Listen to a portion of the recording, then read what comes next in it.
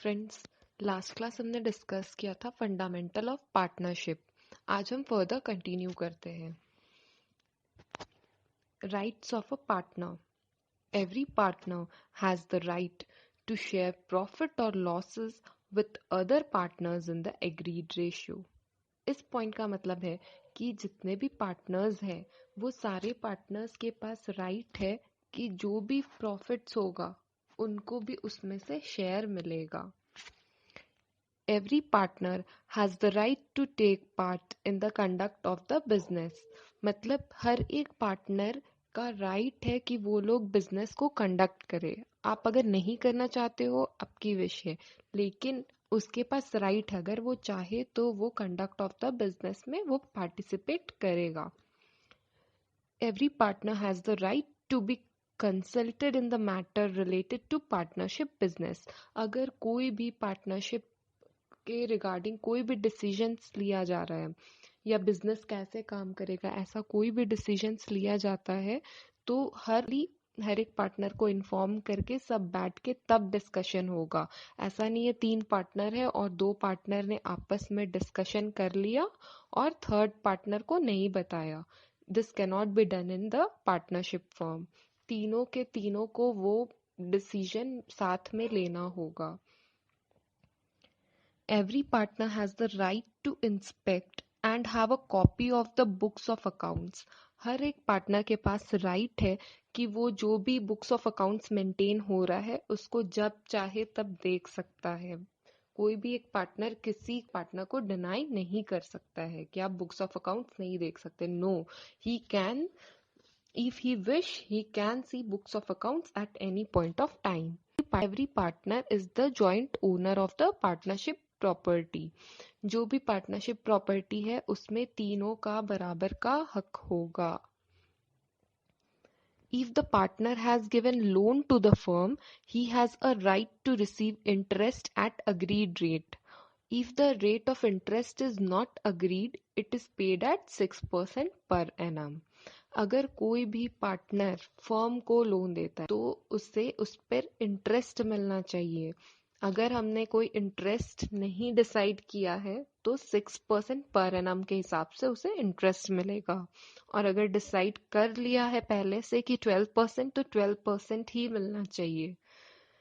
Partner incur expenses or makes payment on the behalf of the firm, he has a right to be indemnified by the firm। अगर partner ने कोई भी expenses किया है या फिर उसने किसी भी चीज का पेमेंट किया है तो ये सारा वो कहाँ से वसूलेगा? फर्म से वसूलेगा।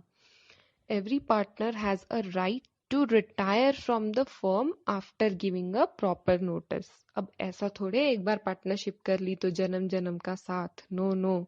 यहाँ पे क्या होगा, अगर वो चाहता है कि आगे कंटिन्यू नहीं करना है या तो उसे रिटायरमेंट लेना है तो उसे एक प्रॉपर नोटिस देनी होगी और फिर वो रिटायरमेंट ले सकता है पार्टनरशिप फर्म से। ये था rights of a partner. Let's discuss what is partnership deed. A partnership deed is also called as partnership agreement. It is a record that outlines in detail the rights and functionalities of all parties to a business operation। Partnership deed को हम लोग क्या बोलते हैं? Partnership agreement भी बोलते हैं। और ये क्या है? एक ऐसा रिकॉर्ड है जिसमें डिटेल में मेंशन होता है कि पार्टनर का क्या क्या राइट्स है और वो क्या क्या फंक्शन परफॉर्म करेगा। ठीक है, अब हम लोग ये देखते हैं contents of a partnership deed. मतलब पार्टनरशिप डीड में क्या क्या चीज मेंशन होनी चाहिए। Name and address of a firm, firm का एड्रेस और नाम होना चाहिए। Name and address of the partners, जो भी पार्टनरशिप डीड में मेंशन होना चाहिए कि बिजनेस में कितने पार्टनर्स हैं, उनका क्या नाम है एंड उनका एड्रेस भी होना चाहिए।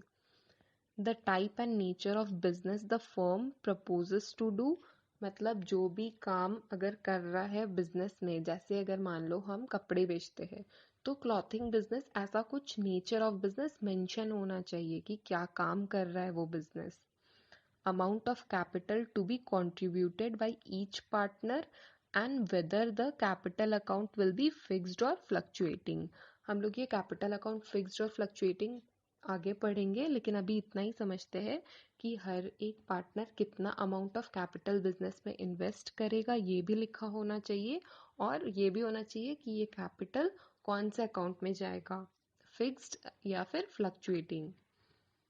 इंटरेस्ट ऑन कैपिटल, इसमें ये भी लिखा होना चाहिए कि अगर इंटरेस्ट अलाउ करते हैं हम लोग कैपिटल पे, तो उस पर कितना परसेंट इंटरेस्ट पे करेंगे।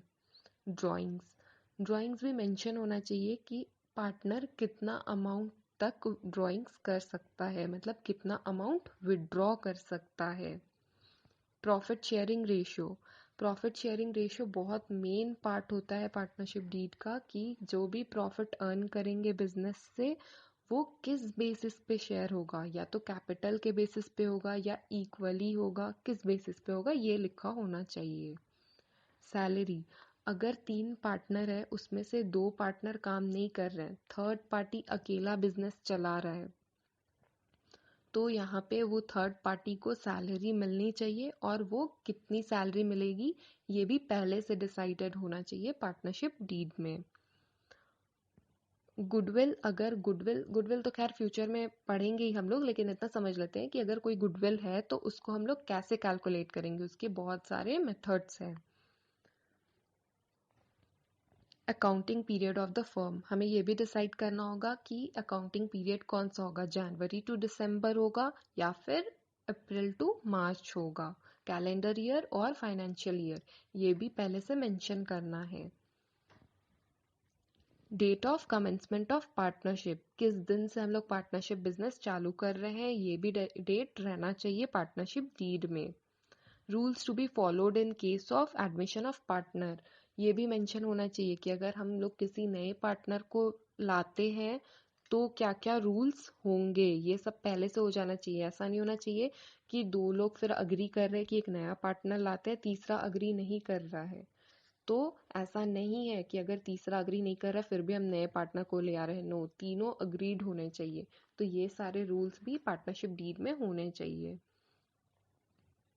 बैंक अकाउंट, अगर कोई भी बैंक अकाउंट खुलेगा फर्म के नाम से तो वो कौन सा पार्टनर देखेगा या किसके सिग्नेचर्स चलेंगे, ये सारा कुछ भी मेंशन होना चाहिए।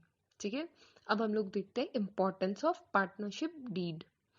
सबसे पहला पॉइंट है, it regulates the rights, duties and liabilities of each partner, क्या राइट्स है उसका या क्या ड्यूटीज है, और लाइबिलिटी ऑफ ईच पार्टनर। ठीक है, ये भी पता चलता है क्योंकि ये सब पहले से मेंशन होता है, जिसके चलते हमारा बिजनेस स्मूथली रन करता है।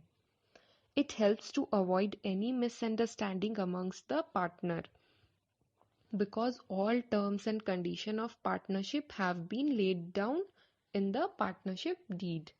इससे क्या होता है, 2 पार्टनर्स के बीच में कभी मिसअंडरस्टैंडिंग नहीं होगी, जो भी लिखा होगा पार्टनरशिप डीड में उसके अकॉर्डिंग होगा। अगर कोई कंफ्यूजन क्रिएट भी होता है तो वो पार्टनरशिप डीड में देख सकते हैं। ठीक है, अब कुछ ऐसे भी रूल्स हैं जो हमें ध्यान रखने हैं। अगर ये सब पार्टनरशिप डीड में मेंशन नहीं है तो इंडियन पार्टनरशिप एक्ट स्पेसिफिकली बोल देता है कि ये इस बेसिस पे होना चाहिए। तो देख लेते हैं वो सारे रूल्स क्या है। First is profit sharing ratio. अगर प्रॉफिट शेयरिंग रेशियो मेंशन नहीं किया है पार्टनरशिप डीड में तो वो इक्वली शेयर होंगे, कैपिटल के बेसिस पे नहीं होंगे। जितने भी पार्टनर हैं वो सारे प्रॉफिट्स इक्वली डिस्ट्रीब्यूट करेंगे अगर पार्टनरशिप डीड में प्रॉफिट शेयरिंग रेशियो मेंशन नहीं है तो। इंटरेस्ट ऑन कैपिटल, अगर कोई भी इंटरेस्ट ऑन कैपिटल कितना देना है रेट मेंशन नहीं है पार्टनरशिप डीड में तो कोई भी इंटरेस्ट ऑन कैपिटल नहीं देंगे। ठीक है, अगर देना है तो वो पहले से ही पार्टनरशिप डीड में मेंशन होना चाहिए। इंटरेस्ट ऑन ड्राइंग, अगर कोई भी ड्राइंग करते हैं तो उस पर कोई भी इंटरेस्ट चार्ज नहीं होगा। अगर पार्टनरशिप डीड में हमने डिस्कस नहीं किया है, वहां पे लिखा नहीं है पहले से टर्म्स में कि इंटरेस्ट ऑन ड्राइंग्स चार्ज करेंगे, तो हम लोग चार्ज नहीं कर सकते। जब तक वहां नहीं लिखा है हम लोग नहीं चार्ज कर सकते। Salary to a partner.